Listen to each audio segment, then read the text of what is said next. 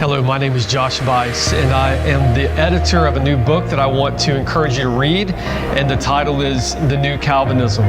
The New Calvinism, is it a theological fad or is it a new Reformation? There are other authors who are contributors to the book as well, including Stephen Lawson, Conrad Mbewe, Paul Washer, and Tim Challies. And as we think about the new Calvinism, people ask this question. They say, do we need a new Calvinism? What about the old Calvinism? Was it not enough?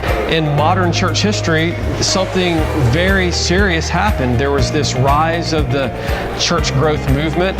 The church growth movement was putting before people a very pragmatic understanding of what it means to be part of the local church. And so church leaders were teaching other church leaders to look out into the community and figure out what works best for you. And so employ those tactics, employ those methods to grow your church.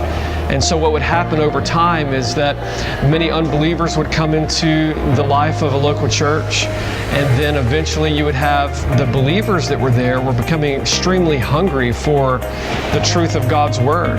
They started looking externally. They started looking to other voices through podcasts and different books. And many of these authors and many of these speakers were Calvinists. They started listening to these lengthy expository sermons rather than the shallow pragmatism of the church growth movement.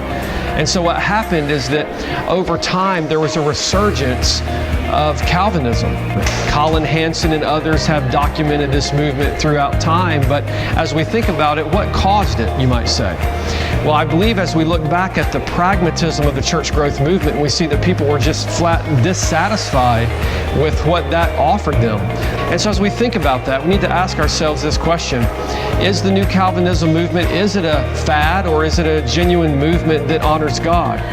So we want you to take time to read this book, The New Calvinism. Is it a new Reformation or a theological fad?